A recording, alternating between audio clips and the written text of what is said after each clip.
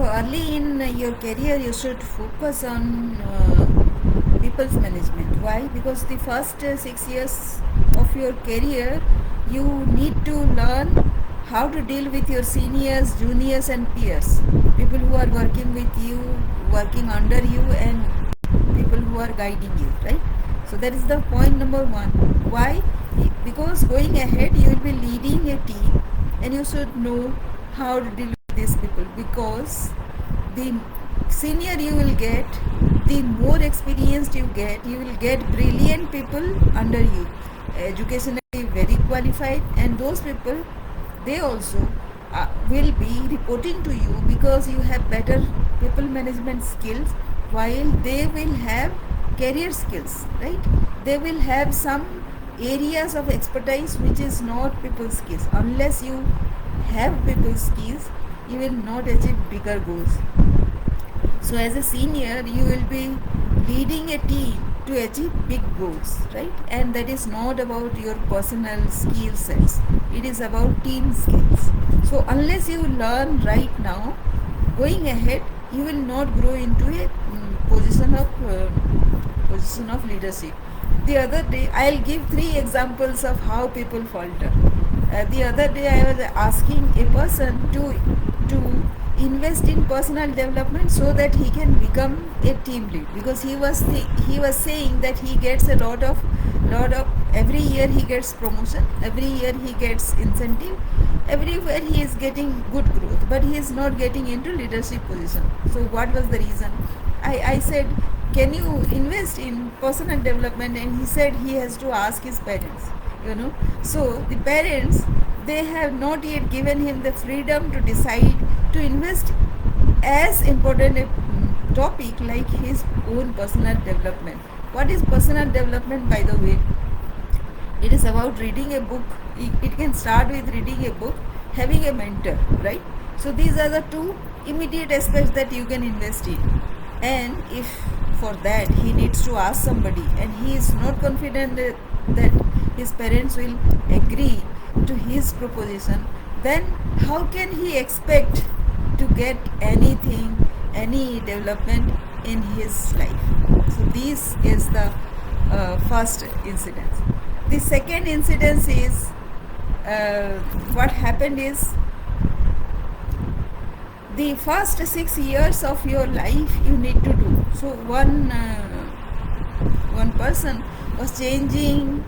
He it is a she, of course, a girl. She, my own daughter, you can see. So she was changing life, like say, again and again. So she is finding it difficult to adjust to situations which are, of course, very, very aggressive, right? But when you get into a job, the first 6 months it will be oppressive, very, very oppressive. People, like say, it is like ragging, at workplace. People actually welcome, they register your entry and you being part of them before you accept them. So I am not saying that she is at 100% fault, but again, this is a learning process happens.